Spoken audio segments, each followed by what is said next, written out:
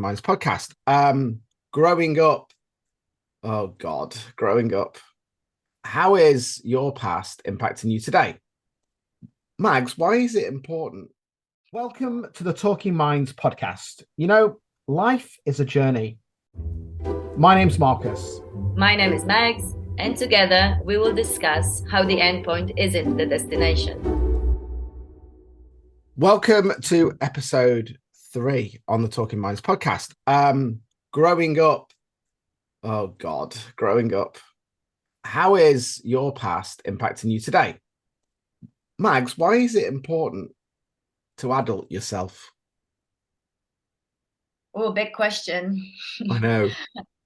Big question. I think I would actually start with even acknowledging that we all have the inner child affecting us in our present, because I think what is very common is our denial about it, or our resistance to admit that this is the truth, and that there is some parts of us or some reactions that we have that are really not even ours, but are our inner child. This concept wasn't known to me like a few years ago, for example.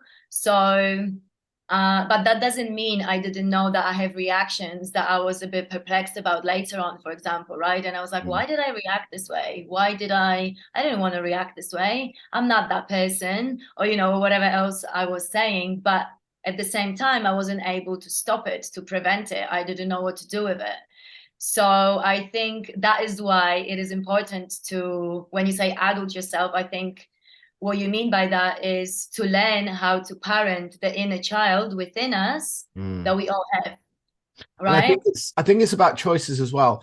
What I find is powerful about this when I introduce clients to this is I use that word choice. But what I find, especially around conflict, so if you've got conflict with a partner, you've got a conflict with somebody at work, I find it's really powerful when you take that grown-up approach to go, think of it as the caring adult. So it's not just your own inner child, it's other people's inner child. And on the last one, we've talked about vulnerability. And one of the biggest things is to allow people to sit into vulnerability. And if you watch two children when they're vying for supremacy, and they start spitting their dummies out, has much changed? No, as adults, no, it hasn't. And when you can see that somebody's inner child is in play when they've lost control and they're not in flow and they're not happy, I think that's an opportunity to be the adult. And it's not to tell them, it's to hold space and go, I see you. And I can see you're scared. I think that's where we usually, majority of us gets it wrong. We tend to get on defensive. We tend to we like fuel the fire even more, and then we activate our inner child. A lot of times someone's inner child will activate my inner child, so we may have different inner child. So you may be crying, I may be angry, or whatever else it is, but we just it's just a conflict, and no one is better after it. But like you said, exactly, the best way to handle your inner child or anyone else's is to hold the space, to ask the questions. How can I help? What it is that you maybe need right now from me? What can I do to make you feel better? So the last thing you want to do is go on defensive. But this is usually the first thing that we do, because our wounds are most likely triggered at the same time. So that's kind of like the response that we used to have, right? Yeah, and I think if people aren't used to that word inner child, people may have heard the word ego or the chimp. It's all the same thing, just to make you aware, it's all the same thing. There's parts of your body, parts of your mind, which is kind of your protection system. It's like, it's like your antivirus. You've got your antivirus pops up when you go to that website that that's completely safe, but it's annoying as anything because it's telling you, or it's when you make that payment on your mobile phone app and it goes, oh, are you sure you want to make, it's like you're sending some money to your mum and it says, are you sure this could be fraudulent? And all of a sudden you go, oh my God, have I got the right account details? Even though I've used this like 1,000 times, is it okay? And it triggers that fear instinct. And we're never going to get rid of that. I think that's really important, that it's there for a reason. It's there to protect us. It's there to keep us safe. growing up and becoming an adult is all about understanding that is there and understanding what it's there for. And sometimes that will be a false alarm. And it's about talking to that inner child. It's putting it into perspective. But what would you say are some of the biggest challenges? Because having the awareness is probably the biggest challenge, right? So how did Yes. that So happen to you? How do you navigate? yeah, so there were a few challenges. One that I already mentioned was to really just be honest with myself and admit that this is the case, that there is a part of me that is wounded and that needs some love and attention, and even doing and giving myself this love was not familiar thing for me, because that's not something I've learned how to do. That's not something I was practicing in any point in my life to do towards myself. But the best thing that you can do for yourself and your own inner child is to treat it like you would a child. If a child is crying, and it's you want to soothe their pain, or regulate their emotions, you're going to talk to them with love, you're going to hug them, you're going to be nice to them, you're not going to shout at them, you're not going to fuel the fire. So that's one thing. I think the second big thing for me when I was starting to explore my inner child wounds was the conflict with not blaming my parents. I think it's a very common thing when you start seeing certain things. It's like this, that your parents did the best they could and you don't want to blame them, but at the same time, that you haven't been given the attention that you needed, or your body needed, your soul needed at the time when you were 5 or 7 or whatever it was. And then there comes this conflict, like, how do I address this issue if I don't want to blame my parents? I don't want to. So, like, what do I do here? Do I just pretend it didn't happen, or do I blame my parents and then feel bad about it because now I'm making my parents monsters, which is not, they're not the monsters, they're just human beings. So I think this was kind of layered. And I was I actually wondering think whether you have the same approach I was or. going to say that I think this is where we define the word forgiveness, because I think that this segues beautifully into forgiveness and Can I ask gratitude. you a very Yeah, curious question from yeah. my end? Because when I was thinking about it, I was wondering if what I just said, have you experienced this as well? Or is it like a very female thing No, to no, tend to. 100%, 100%. Okay. And this is why I think this is probably a good place to bring in two things that also trigger people. Well, it triggered me anyway. And a lot of people will talk about forgiveness and they'll talk about gratitude. Okay. So let's take something quite extreme. Let's take something like you're abused as a child, right? How the heck can you give gratitude for that experience and how can you forgive it, right? I think that that is a reasonable thing to say. And that didn't happen to me, but I'm just using that as an extreme It's an example extreme example. to Yeah. explain what people mean by forgiveness and gratitude, because I think this is important. And I had to kind of work this out. So just reframing those two words completely. Let's look at gratitude first. Mel Robbins, I think it was Mel Robbins, said, none of us wake up and say, today's the day I destroy my life. Okay. Nobody says that, right? It's tiny drip feeds of things that happen. So if we looked at something like child abuse, if that happened for the first 16 years of your life and you live until you're 100, it's less than a quarter of your life, right? But you can spend all of your life ruminating on that and saying that that defines who you are. Or you can say, what can I learn from that about myself? What was the strength that I had as a child to get through that? What were the parts that I created that protected me? And are they still relevant now? Because we can't change the past. When something's happened, it's happened. I And that's where think that's a good approach towards anything, it whether is. this is It doesn't an matter what it is, example like right? You yeah. can't change the past, but you can use the experience to fuel your future. So the next thing is forgiveness. And this was something when I was little, I used to go to church, right? It wasn't. So Same.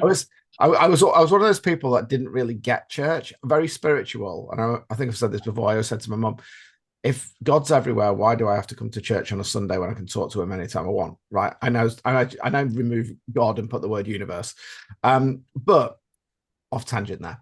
My point is forgiveness is not necessarily about forgiving the person. So if I give a personal example, when I had the breakdown that I had, that led to me having to leave the police, a job that I loved, and I felt frankly pissed off that the people that I thought were there to protect me didn't. What I realized was that they weren't adulting themselves and they were coming from a place of fear and protection for themselves. So it wasn't even them. It was their inner child. It was their ego. They were scared and they were protecting themselves. And this is happening more and more, certainly in emergency services, because when you're in that survival mode, you will try and survive. You'll do whatever you can. So I could forgive from that point of view. However, the other forgiveness is the forgiveness of energy. Now, let me tell you this story because I love this story. I don't know if I told it you, but this might help people. This is, I think it was Jay Shetty who I heard this story, but this is a beautiful way of looking at growing up and also of looking at things from a different perspective based on the rules that we tell ourselves. So here we go. This is the story. Two monks are walking down. It's not a joke, by the way. Two monks are walking down past a river, and the river is in full flood. And as they approach a ford in the river, there's a woman who's stood there. Now, the two monks have made a vow never to speak to women and never to touch a woman, right? And so as they're walking down the riverbank, they see this woman and she's crying. She's absolutely sobbing. And the master monk says to the lady, what is the problem? Now he's broken that first vow, right? What is the problem? The river's in full flood. It was fine when I left the village. My children are at home and I can't get to them.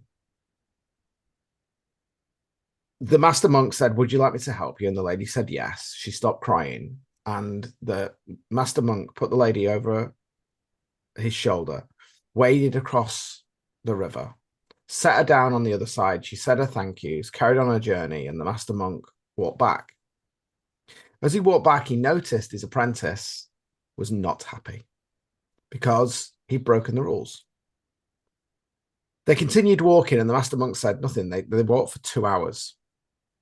And eventually, seeing the rage in the apprentice monk, the master monk says, what is the problem? What's vexing you? And the apprentice monk turns around and says, we made a vow not to talk to women. We made a vow not to touch a woman. And you did both in that moment in the river. And the master monk said, yes, I did. And he said, how long did it take me to speak to the woman and carry her across the river? And he said, moments, minutes. And the master monk then said to the apprentice monk, how long have you been carrying her? 2 hours. So who has committed the biggest sin? Which I think is a really interesting way in which we look at failure, we look at growing up, because whose rules were they? What perspective was it that rule came in? Because there was only a small part of that, and the lesson was more about growing up and choosing and all the rest of it. And yes, he broke the rules, but he broke the rules for a good reason. And I don't think anybody with any heart would deny that was not a good thing to do. Now, I always think that's a great story. I don't know. Yeah, I guess look at from the. I was trying to. It took me a little bit where you're getting at, I think, but I think maybe you're getting at who told us that forgiveness is letting someone else off the hook, for example. And that's my point. And also all of your wounds of the past, all of the things that might have happened at childhood, even that happened yesterday. How long do you want to carry them? I mean, there's the other one, isn't there? How much does a glass of water weigh? Yeah, well, it depends how long you hold it.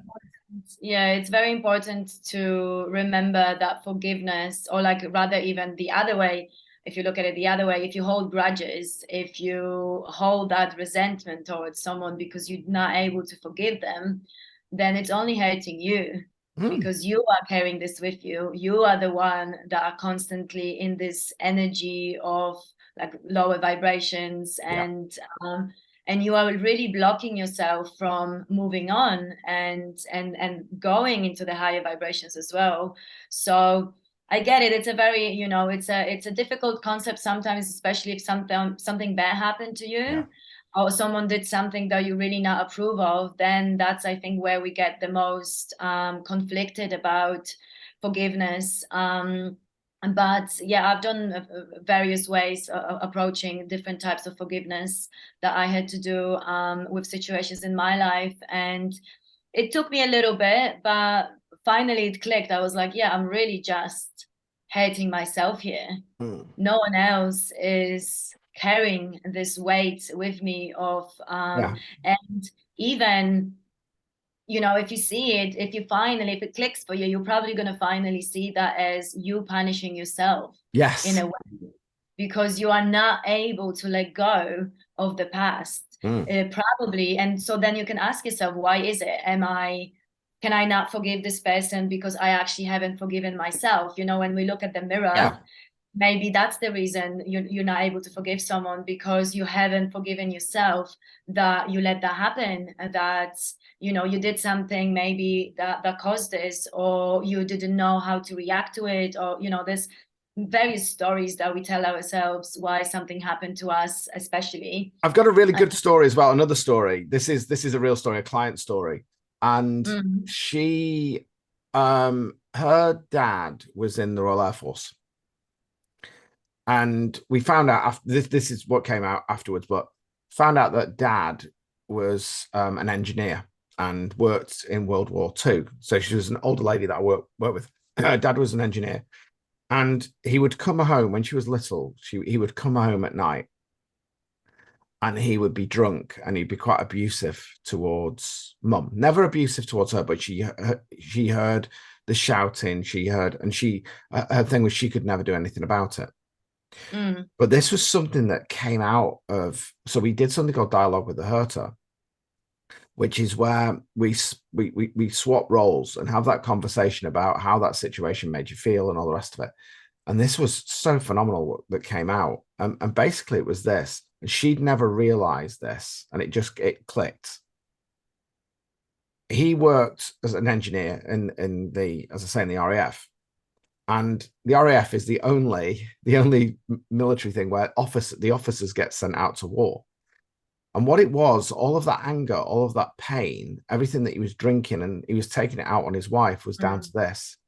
He would repair the aircraft, he would get the pilots into the aircraft and send them off to fight. And sometimes people didn't come back. And he felt so much guilt that he could go home to his wife and child every day when other people couldn't, and he couldn't handle that. I think that's what happens a lot of times. Any sort of, abuse or mistreatment of some sort, or even fighting and stuff like that, it's our projection of Mm-hmm. things that we don't know how to handle. So we're just gonna, subconsciously or not, just let it out on someone else, because that's the thing, like we have to let those emotions, we have to process those things and Mm. express them. And if we don't know how, if we're not used to doing it, which I don't think any of us was No. taught in our younger years how to deal with our emotions, especially the negative ones, Mm. negative, I say, the ones that could make someone else feel uncomfortable. Well, we're told they're uh, bad, right? So if you think yeah, about it, so we if you're get told feeling that they're anxious, bad, if you're but that's feeling why I'm anxious, that's a bad close, thing. There's because something wrong with they're you. not. They're just, there's a spectrum of emotions. Yeah. And as we also said last time, you won't know love if you don't know pain. Yeah. You don't know happiness if you don't know grief and stuff like that. So it's just part of it's part of life, and we need to learn um hold space for people to express those emotions and not take it personally, because just because you need to be angry or you need to, I mean, it's good to know the tools to do it yourself as well on your own way, because certain emotions, maybe it's better to just kind of process it on your own. But if you're in a partnership, I would say it's very important that you learn how to give each other space, or hold the space for one another. So I would just come to you and be like, okay, now I'm really upset about this, can you just please listen, or whatever. So you know that whatever I'm going to say, I am not making it personal to you, I am not really mad at you, but I need to let this out. So you just like blankly, maybe, I'm sure there's different ways and different tools I would agree with you on that. And what I think I would like to add something to this, just as a guy, is that I know that I speak when I've had clients, female clients, a lot of them said my husband doesn't understand me, or he doesn't understand this and he doesn't understand that. And one of the things that I think we need to realize is that generally men and women process emotions differently, and women tend to process emotions by talking to their friends or talking, whereas men try and fix stuff or bury it down. And I think we need to be aware of that. And one of the biggest communication tools, especially if you're in a partnership, and it doesn't matter what type of partnership you're in, to be friendships honest, as well, any relationship. And it's about being really, really clear. And this is where growing up comes in, is it's about really clear to say, what is it you need from me now? So a good example is my mum, right? Such a good question. Sorry to interrupt you for 1 second, because I even remember someone told me this, and I was like, wow. I was surprised that someone even asked this question, because I was like in my 30s already before anyone of my friends was like, well, how can I help you? Or what do you need from me at this moment?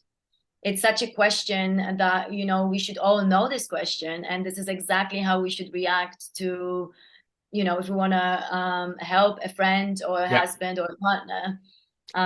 But yeah, go on. I was going to say, because growing up is about boundaries. So let me give you an example. Is that with my mum, for example, my mum has, one of the things that my own inner child work that I've had to do is that I've noticed certain ways in which my mum will react, and she will, and we have this a lot. I've had it with a client recently, actually, where the mum would overshare, or the mum would use the child as a way of, being that, I guess, that therapist or that coach. That's the reason why therapists and coaches are good. So you don't have to do this.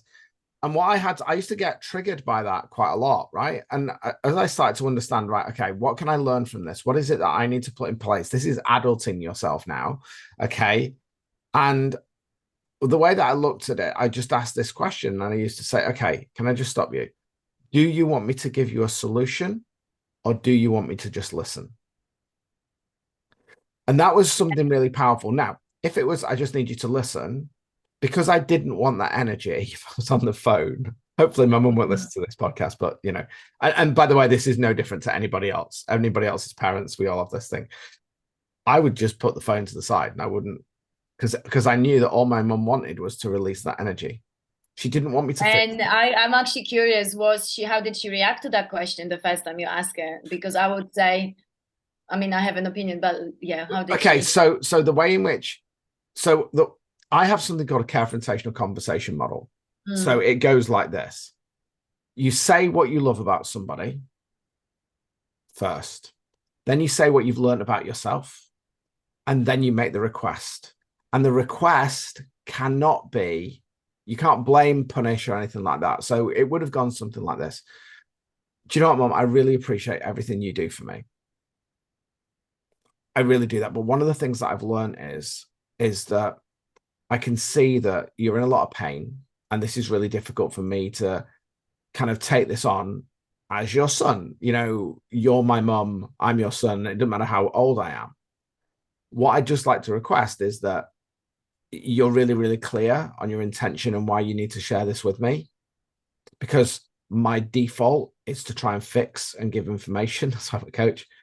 But sometimes all people need is just to have somebody to sit there. And I would say that this is the biggest thing why somebody might want to go to a counselor, right? Because counselors are really, really good at holding space and allowing you to just offload. Whereas a coach or a therapist, a transformational therapist anyway, and a transformation coach is going to give you that space and listen, but they're also going to kick your ass a little bit and going to go, right, Yeah, they're that's not gonna fine. let you They're marinate not in going to it. let you get away with it. They're gonna adult you and go, okay, that sucks. Now what? That's a problem. What's the plan? And so Yeah, what are we gonna we do are we about are it? we are there to empower you to move through that rather than you to become a victim of your circumstances. And it's appropriate that sometimes you just need to let go of that and maybe cry, and then you're fine. And other Mm. times you need to let go of it, but then need solutions to be put in place. And that's why different people will bring you different aspects of what they do. I've found that a lot of people who are in that space where they like to listen to other people's pain tend to not always want to do the work themselves. And that's fine, because as long as whatever you're doing makes you happy or moves you towards happiness, moves you through love, moves you to love, actually, that's the only thing we're looking for. And you said something earlier, actually, that I wanted to just pick up on, is that you said about love. As the Beatles say, all you need is love. And one of the questions I always ask myself when I'm really, really triggered on something is, how can I see this through the lens of love? And what do I need to learn about myself in this moment? And that's growing up. Yes. Yeah, I think that's usually what I ask myself as well. It's like, what is here to learn? Hmm. And how can I give myself some compassion? How can I show myself some compassion? It's definitely not something that came naturally. It's something I had to train myself on And that's doing. forgiveness, right? And that came with the more situations. My advice to people listening, if they're not really used to forgiving, start with something that obviously is not like the most traumatic or the Yeah. most hectic experience that you had in life. Start with some smaller things, like a friend did something that could have done better, but you're not really as upset, but there is some forgiveness to be done. Start with those things. So it's like anything else, you train the muscle. You can train the muscle of forgiveness. Forgive yourself as well. Don't forget. It's not just about forgiving other people for what they did to you, or didn't do to you, for you. But also forgiving yourself for anything that it is that you need to. So you can start small and then warm yourself up into those bigger, more traumatic Yeah. or more Have you ever used the influential. Ho'oponopono? I did actually. The mentor I'm working with now, she actually sings it as Yeah. well. And first time I heard her singing it, oh my God, I just It's cried so powerful, isn't much. it? For people I who was don't like, know oh it, my God. yeah. I So was it just shocked. came It to my head now. literally It just came to my head. So, immediately. yeah. So a Ponopono is it's a prayer. It's a Hawaiian forgiveness prayer. And it's very, very simple, but very, very powerful. And I do this with clients. So I'm going to share this just as a top tip. It's something, you can record this. I do have a download actually that you can get. I've recorded it. But the way that I find this is the most way of doing it is that when you're in that state of panic, when you're in that state of, you don't know what's going on. Imagine that inner child, that ego that you're kind of beating up. You're beating up that child, and connect to that part of your body. Connect to that part of your body which is in pain, which is hurting, right? And this can be a physical pain as well as an emotional pain. And all you need to do is repeat these phrases. And all you say is it's as if you're speaking to that part, you're speaking to that inner child, you're speaking to that wound. And all you say is this. You say, I'm sorry. Please forgive me. I love you. Thank you. So I'll just say that again. I'm sorry. Please forgive me. I love you. Thank you. Now, when I first heard about that, I went, oh, that's interesting. Because so Joe Vitale, who was in The Secret, is somebody who very much promotes Ho'oponopono. And I remember I was training actually with Marissa Peer, and Mm. I was in my car and I was listening to, I think it was an audio book or something. And it came to this Ho'oponopono and I had about 5 minutes. So I just closed my eyes and went through it as I was listening to this Ho'oponopono. Go on YouTube. It's all over the place. You can get it from anywhere. Yeah, it's very It's popular. very popular. And I remember and I was in a good mood. I'd been training, had a good day training. I was in a really good place. I wasn't even in a bad place. And I remember just listening to it. Oh my God. Even now, I can feel it now. The floodgates just absolutely open. Yeah, And it's same. probably the best forgiveness and gratitude, either meditation or immersion. And it's so simple and it's so powerful because if you think about it, when you forgive yourself and you forgive everything else, you're letting it go and you're releasing it. And that's what happens when the tears come out, when the emotion comes out, because you're holding on to this ball of hate and energy. Yeah. And it says in the Bible, Jesus says, turn the other cheek. And that was used to really annoy me. Somebody hit me. Why would I turn the other cheek? I now understand that literally everything in the Bible is a metaphor. It's not literal. And Yeah. that is the thing that we need to remember for me, is that growing up is about gaining new perspectives. When we're children, we tend to do as we're told. We literally take everything literally. And the being an adult is to say, how can I look at that from a different place? So when we're children, we may look up to the problem, to the solution. As we've grown up, we're now looking down on the problem to say, can I look at that from a different perspective? So I think perspective is probably the big thing that is growing up, isn't it? It's about taking ownership of your feelings, being responsible for them, and making the choices that are going to move you towards being happier and loving yourself. And actually, the more you flex it, you're going to, I know you're going to agree with me, it can be difficult at first, but the more you flex it, it's not about the logical process, it's about the emotional release. And once you've released that and you flex that more and more, doesn't mean you're not going to have bad days. It doesn't mean that things aren't going to be shit, right? It's going to happen. But Yeah, actually, this is such exactly. a powerful tool. But again, it's not about forgiving the person. It's about forgiving yourself. It's not about giving gratitude and going for the big things in life. I do this all the time with gratitude. Oh my God, look at the house that I've got. Yeah, is it the house I want to stay in for the rest of my life? No. But if I did have to, what But does you it have a give me? house, It and I'm gives me sure it has. safety. It gives me Yeah. protection. Even if you're on the street and you're homeless, you know, what are the good things that you can look at in that present moment? Not 5 minutes ago, not 5 minutes in the future, in the present moment, what what are the things that I can be grateful for? And you said it earlier, and I think it's important to realize this, is that when we sit into gratitude, when we sit into love, vibrationally, our auric field starts to expand. And as it starts to expand, we will attract, we can't not attract people into our lives that are going to help us. So it's not the affirmation or the forgive, it's the embodiment, the somatic experience Yes, doing I it. speak a lot about lately. I think maybe because usually whatever is on my Instagram is somehow connected with what I'm going through Yeah. or someone through. And lately I've been speaking a lot about gratitude, and I think that's exactly why, because it's about embodying it. It's about the smallest things, because since I've been practicing, gratitude is a practice. It's not a one-time thing. It's not the list of things. I mean, you can do that as well. That will help you call it in, but you gotta live it, live and breathe it, right? Like you need to go out and admire the nature and be like Yeah. grateful. Like I'm grateful for living where I live, being able to Yeah. go and see the ocean when I'm upset.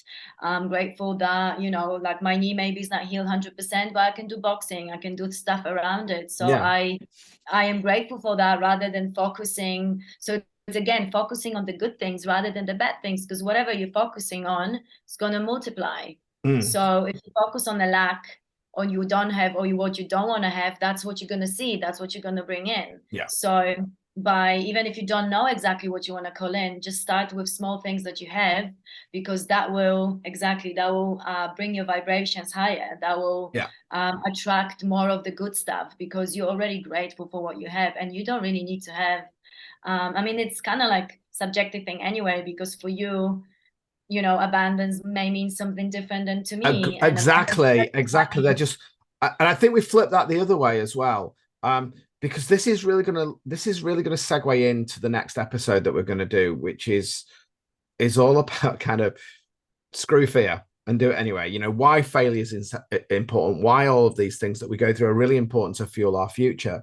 And I think that it's really important. What you're saying there is that other people's perspectives, other people's viewpoints aren't necessarily your journey. And I think that's really, really important, that for me growing up and being an adult is starting to recognize that you've got to plow your own furrow. You've got to go on your own path. And there will be times when your path will cross with other people, but ultimately you're the only one who can change the way you feel. You're responsible for your feelings. Yeah. And for me, I think, yeah, to sum up, I think that would be the best thing, like remembering that you are responsible for the way you show up in any of your relationships. People can trigger you, people can upset you or do something, but you are still responsible for your reaction and for what you do with it in the moment and later on. We need to learn to stop blaming or shifting the responsibility on others. You know, it's called radical responsibility, right? Or radical accountability. Yeah. You have to decide that, not even decide, you have to acknowledge that this is your life, is your responsibility. Your happiness is your responsibility. Anything that you want in your life is your responsibility. Yeah. And it starts with you.